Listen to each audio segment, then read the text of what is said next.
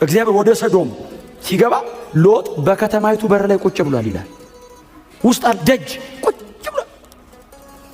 ሎጥ ምን ታረጋለህ? የት ልቀመጣለሁ? ምድሪቱ በሙሉ በእርኩሰት በአመጽ የተሞላች ናት። የትቀመጣለሁ አለ። የከተማ ደጅ ላይ ቁጭ ብሏል። ታውቃለህ? ይሄንም ያክል የተከበረ ሰው እግዚአብሔር የባረከው ሰው በብዙ ከብት በብዙ ሀብት የተሞላ ሰውዬ ከኃጢአታቸው ጋር እንዴት ተባበራለሁ አሉ። ከተማው ብዙ መሬት አለው፣ በጣም ስፔስ አለው፣ ለኔ ግን የለውም። ሲስተሙ ለኔ አይሆንም። በጣም ኃጢአት አመጽ ፐርሶኒፋይ ሆኖ ኃጢአት ስጋ ለብሶ የሚራመድበት ከተማ ነው። ለብዙ ሰው ቦታ አለው፣ ለክርስቲያን የለውም።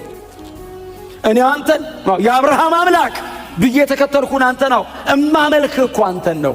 በእነሱ ስርዓት፣ በእነሱ አመጽ፣ በእነሱ ኃጢአት፣ በእነሱ መንገድ እኔ ልሄድ አልችልም። አንተን አውቄሃለሁ አብርሃም ጋር አንተን ነው ማመልክህ። እንደምትፈልገው ሆኜ ነው የምኖረው ለአንተ። ስለዚህ ከተማው ለኔ አይሆንም። መርጬ ነው የመጣሁት። እየተሰቃየሁ ነው። ደጅ ቁጭ ብሏል። እግዚአብሔር እንደዚህ ያለው ሎጥን እንሂድና ግባ አለው። የት አለው? ወደ አንተ ከተማ እንግባ አለው። አብርሃም ወረዱ።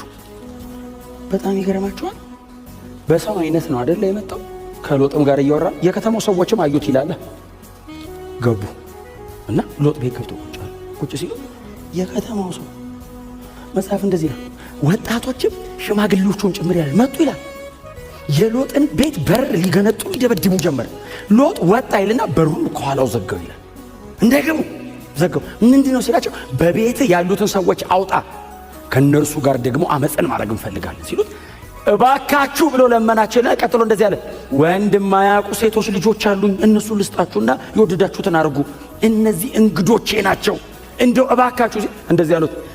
ይሄ አሉ እርስ በርስ መጻተኛ ሆኖ መጥቶ በእኛ ላይ ሊፈርድ ነው እንዴ አሉና ገፈታትረውት በሩ ሊገነጥሉ ሲሉ ይላል በውስጥ የነበሩት ሁለቱ መላእክት ይላል ሎጥን ጎትተው ወደ ውስጥ አስገቡትና በሩን ዘጉት ይላል።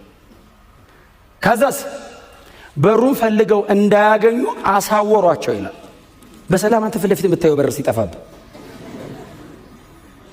ሰው ግን ለኃጢአት ያለው ሲሪየስነስ አይኑ ተይዞ አያቆምም። እንደዚህ ያሉት ሎጥን ከተማይቱን ልናጠፋት ነው የመጣ ነው አለው። ሴት ልጆቹን አያቸው፣ ሚስቱና ሴት ልጆቹ አሉ አያቸው። ሌላ ዘመድ አለ እንዲህ አለው። የልጆቼ ያላገቧቸው እጮኞች አሏቸው ሲል በል ሰብስባቸው አለው። ቶሎ ሰብስበ ይዘውጣ፣ ኦሬዲ ታወረውልሃል፣ ይዘውጣ አንተ እንደወጣ